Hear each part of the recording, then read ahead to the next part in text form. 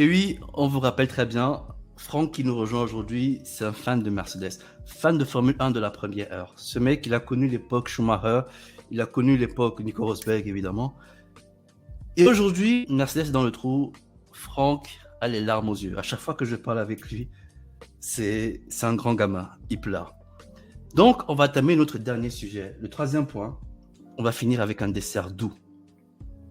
Est-ce que Mercedes nous l'a fait à l'envers, les amis? Est-ce que Mercedes nous l'a fait à l'envers? J'ai préparé un petit truc, un petit extrait d'une vidéo que j'ai sortie il y a quelques jours sur la chaîne YouTube Fingerpilot 237. Est-ce que vous vous rappelez de ça? Mais quand il bien pu foutre tout l'hiver pour se prendre une gifle par les... Oui, Mercedes s'est pris une grosse gifle. Une gifle par tout le monde. Par Red Bull et peut-être même par Ferrari. Les amis, pour qu'on débatte, je vais un peu cadrer le contexte. Mercedes, très fort en communication, il communique tout le temps. Ce qu'on reproche à Red Bull, Mercedes le fait très bien. Ils communiquent tout le temps, mais ils sont distilleurs d'opium. On en a marre de l'opium. L'opium, on en a tellement consommé l'année dernière qu'aujourd'hui, on n'en veut plus. Toto Wolff, tu es gentil, merci, mais peut-être quelque part, il faudrait qu'on parle moins et que les chiffres et que le chrono, qui est le final juge de paix, nous donne son avis. La lettre du mea culpa, oui, ok, c'est bien beau, mais les fans veulent plus. Les fans veulent une voiture qui va chercher les victoires, une voiture qui va conquérir. On ne peut pas se satisfaire d'une voiture qui finit à 45 secondes de Red Bull, c'est pas possible, au lieu de 50. Ces petites victoires-là, on n'en veut plus. On veut des grosses, on veut des grosses. On veut plus une voiture qui a l'essai pendant toute l'année. Mercedes, vous devrez reprendre le flambeau. Hardy, je t'entends très bien, faut pas être dur, la situation est difficile. La situation est difficile, je le comprends. La situation est difficile pourquoi? Est-ce un problème de concept? Est-ce un problème d'écurie qui est trop forte, qui n'a pas pu prendre ce fameux coach? Est-ce un problème d'écurie qui s'est trop basé sur ses acquis et qui aujourd'hui ne se remet pas à ça en question? Franck, c'est quoi ton avis? Toi, en tant que fan de Mercedes, dis-nous ce que tu en penses. Bah, déjà, tu m'as très bien introduit. Hardy, la situation est difficile, c'est totalement vrai. Mais d'un autre côté, Mercedes jouit aujourd'hui. Il y a d'abord une première frustration quand tu es fan de Mercedes, c'est que tu as le meilleur line-up de la Formule 1. Il n'y a aucun line-up qui est meilleur que Hamilton Russell. Ça, c'est indiscutable. Je pense même que les fans de Ferrari et Red Bull n'auront rien à redire de cela.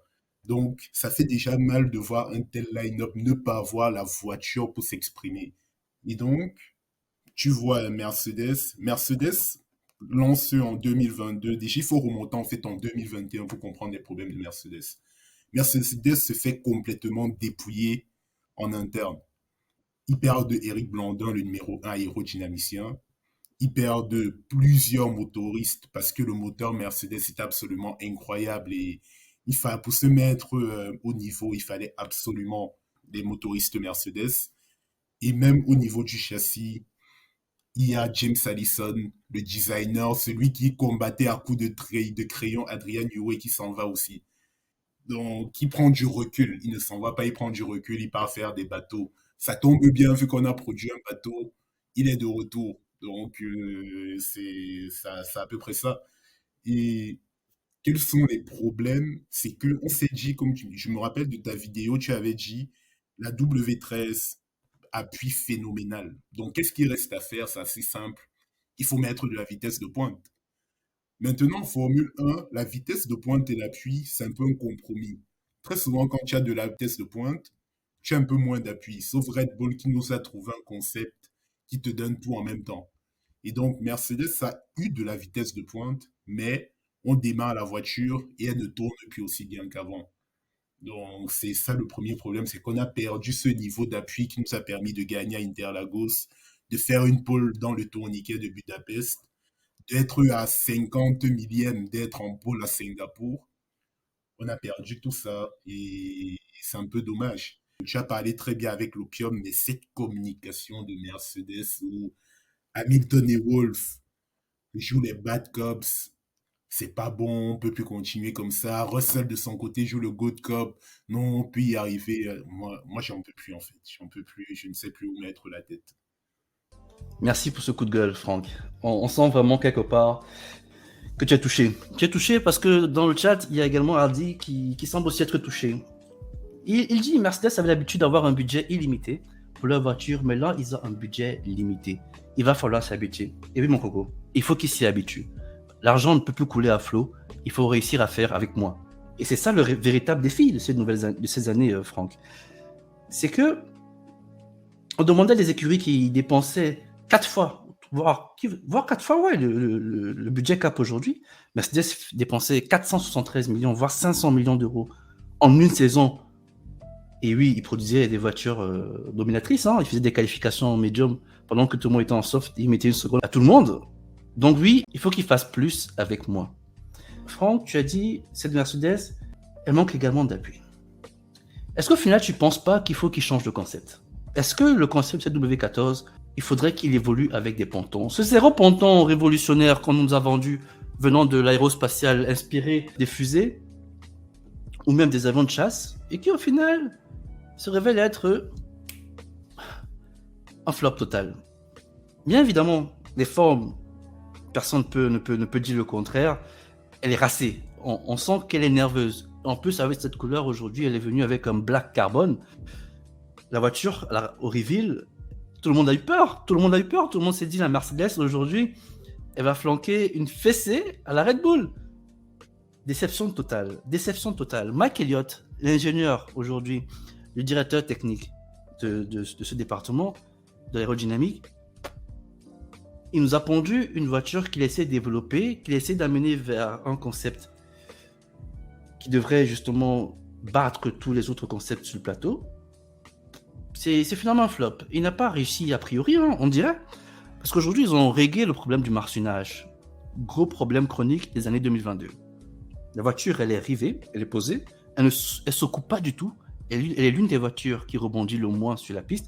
Même la Ferrari rebondit, les As rebondissent, la Mercedes ne rebondit pas. Mais, traction, au moment de réaccélérer, elle ne réaccélère pas. C'est un échec.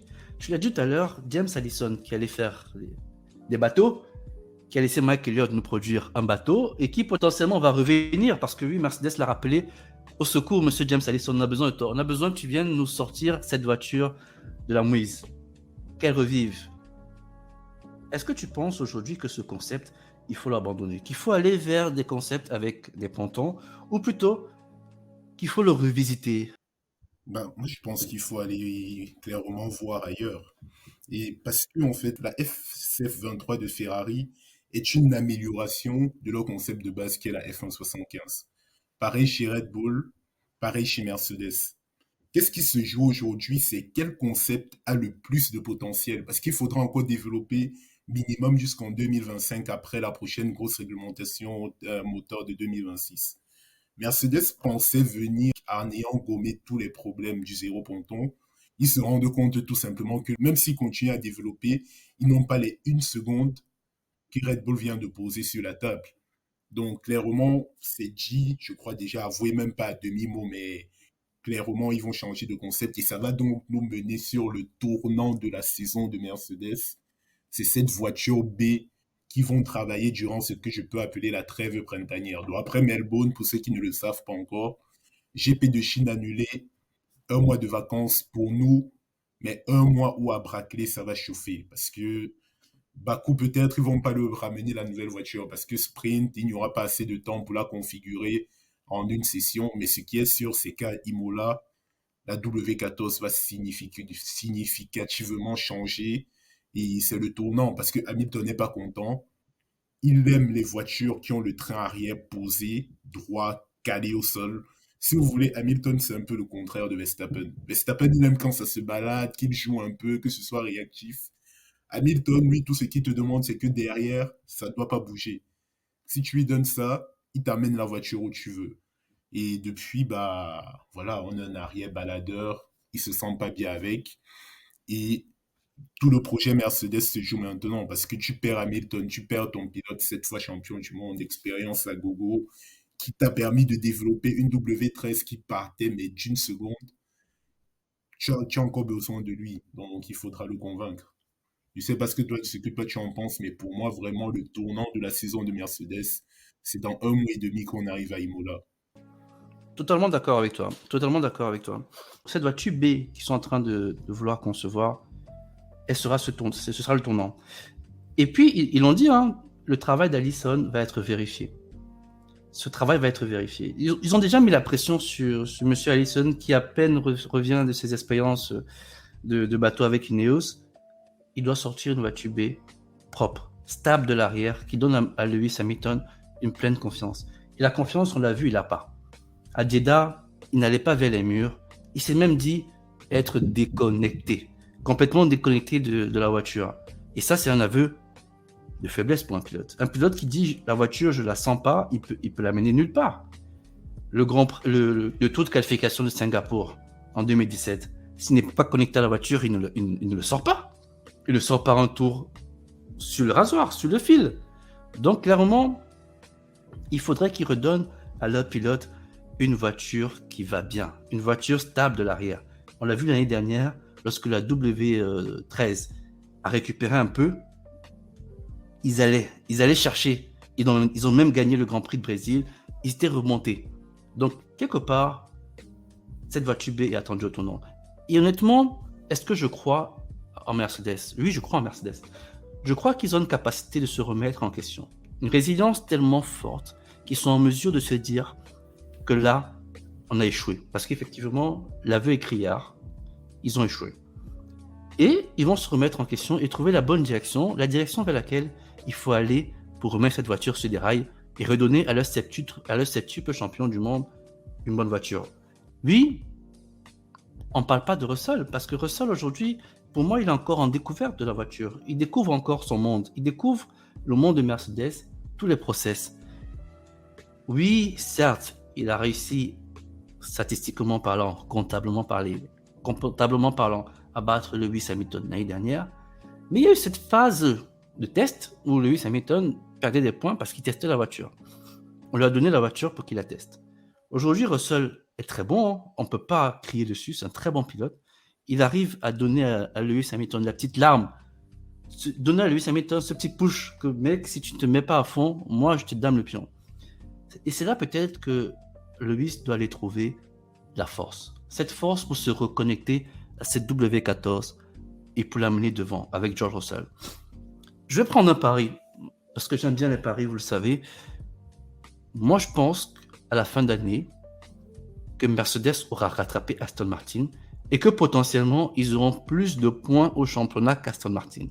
Je vois Mercedes aller chercher la deuxième, voire la troisième place au championnat constructeur. Oui, vous me dites que, mais Finger Pilot, tu avais annoncé dans tes pronostics que la Mercedes aurait le championnat constructeur. Oui, peut-être que je dois revoir mon pronostic. Là, vu ce que je vois, il faut que j'avoue que mon prono peut-être était un peu trop ambitieux. Ah, on n'avait pas vu rouler la RB19, hein. Malheureusement, à l'époque, on savait pas. Mais je suis totalement d'accord avec tout ce que tu as dit. Mais aujourd'hui, pour moi, est-ce que tu considérerais, supposons, là, on est d'accord, Mercedes en course pour jouer la P2 constructeur. Oui. Donc, est-ce que pour toi, une fin de saison où Mercedes est P2, mais à 7 dixièmes de Red Bull, est meilleure que la saison dernière, est plus encourageante? Parce que techniquement, ils quitteront de P3 à P2, mais moi, j'arrive pas à me satisfaire parce que je vois un écart peut-être plus important malgré une saison à la fin à la P2. Moi, Qu'est-ce je que pense tu... qu'il faut savoir se satisfaire des petites victoires. Si on arrive déjà à passer Aston Martin, qui pour l'instant semble être la deuxième force du plateau, et qu'arrive à la fin de la saison à 7 dixièmes de Red Bull, il faut savoir que Red Bull aussi, ils ont peut-être encore du potentiel. Hein. Peut-être qu'ils ne sont pas arrivés à la limite de leur concept. Bien évidemment, on a réduit la soufflerie cette année avec la fameuse punition du budget cap. Mais ce concept, il peut encore évoluer. Adrian Newey, il ne chôme pas. Donc si à la fin de l'année, on a 7 dixièmes de la Red Bull, on aura peut-être évolué, mais pas suffisamment. Est-ce que c'est bien? Oui. Est-ce qu'on aurait dû faire mieux? On aurait dû faire mieux. Mais il faut savoir se satisfaire des petites victoires et se dire que l'hiver 2023 permettra de revenir avec une voiture en 2024 peut-être un peu plus compétitive parce qu'on aura appris de la voiture numéro B. Oui, Hardy, Lewis doit faire mieux. Il doit se reconnecter à cette voiture. On est bien d'accord sur ce sujet. Je ne sais pas si j'ai réussi un peu à répondre à ta question, Franck. Non, tu as parfaitement répondu à ma question. Et je vais reprendre Toto Wolff qui le disait, et je pense que c'est important de le dire. Quand on voit le saut qu'a réussi à faire Aston Martin en un hiver, ça veut dire encore que beaucoup d'écuries ne sont pas à l'optimal de l'aérodynamique de ces F1. Qu'on voit les gars avec Red Bull, ça veut dire si tu trouves ce qui te manque, tu développes ça, tu peux gagner encore cette dixième. Là, pour la réglementation, elle est neuve. Il y a encore énormément de choses à aller gagner.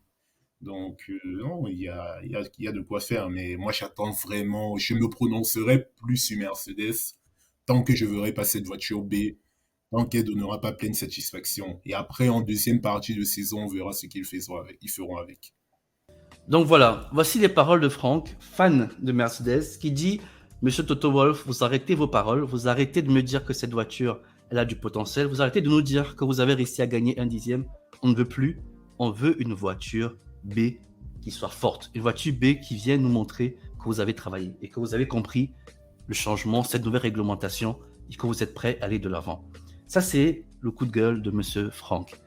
Dans les commentaires, qu'est-ce que vous en pensez, les amis? On a affiché quelques commentaires au fil du temps. Des paris très ambitieux et peut-être trop gros, parce que moi, j'estime que Mercedes peut aller prendre la deuxième place au championnat constructeur. Carl dit trop gros pari, je te comprends, mais je reste optimiste. J'avoue déjà mon mea culpa, j'avais mis Mercedes champion. Donc, je n'avais pas vu la RB19 rouler. Là, je commence à réviser mes pronostics. Vous voyez, je fais mon petit aveu. C'est un gros pari, mais je pense qu'il y a moyen. Hardy nous dit qu'il va gagner ce pari.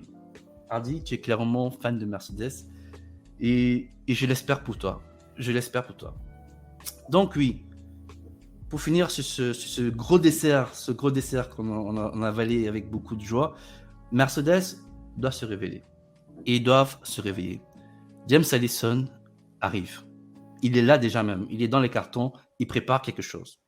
Sa main, ou plutôt sa patte, va commencer à se faire sentir à partir de fin avril, début mai. On va les voir rouler ces voitures, on va voir la voiture classe B rouler et potentiellement, le cœur des fans de Mercedes pourra s'apaiser. On aimerait que ce cœur s'apaise parce que Mercedes est quand même une grosse communauté. C'est une très grosse communauté. Et plus tard, à l'occasion d'un direct ou à l'occasion d'une vidéo, on va peut-être parler de cette dualité qu'ont les nombreux fans de Formule 1 en général. Est-ce que Lewis Hamilton devrait quitter Mercedes et laisser la place à quelqu'un de plus optimiste comme George Russell? Parce qu'on l'a vu, ce fameux Lewis Hamilton très dépité, à qui on demande de retrouver la confiance et de nous sortir un championnat avec des bagarres avec Fernando Alonso. Très très beau, on ne demande que ça. On va peut-être parler de ça. Est-ce que Lewis Hamilton n'a pas la bonne attitude face aux médias et peut-être en interne et qui pourrait décourager ces ingénieurs qui veulent donner à cette voiture un boost un peu plus important, alors que Russell qui arrive à se satisfaire des petites victoires de 2 dixièmes, 3 dixièmes par là, plus optimiste, c'est ce qu'on veut. À voir. Est-ce que Mercedes gagnerait à perdre Lewis Hamilton? Il est là un gros combat, un gros débat qu'on va devoir mener. Ce débat, on va le faire soit en direct, soit alors au cours d'une vidéo. Je vous invite à vous abonner à la chaîne de Finger Pilote 237 pour suivre cela. Beaucoup de choses à venir. Voilà les amis, on a longuement débattu sur les écuries de Formule 1 en dépression. Ces écuries sont sous tension et on va sortir doucement, tout doucement. Donc les amis, je vous remercie. Vous avez été très nombreux à nous suivre. On a un peu dépassé le timing. On s'était dit qu'on allait faire le débrief sur 1 heure. On a un peu dépassé. On a eu ce problème de souci technique avec la caméra qui a refusé de s'allumer. Ce sont les aléas du direct. On est parti sur notre caméra de notre ordinateur. C'est pas grave. J'espère que vous avez apprécié ce direct, les amis. Moi, j'ai été hyper content. Je suis hyper content. Franck, est-ce que tu as été aussi hyper content? On remet ça quand tu veux. Et merci à Gal, Hardy et Arthur pour leur participation. Et voilà, premier beau live. Les aléas du direct, mais c'est ça la spontanéité. C'est toujours bien de partager avec les passionnés de la chaîne. Voilà, merci beaucoup. Ah oui, il y avait également la star. Il y a une star qui nous a écrit dans le chat. Franchement, merci d'avoir tenu ces 1 heure avec nous. J'ai énormément apprécié partager avec vous. La Formule 1 nous a manqué ce week-end, mais elle revient le week-end prochain à Melbourne, en Australie. Les amis, merci à tous. Vous êtes incroyables. Je vous aime.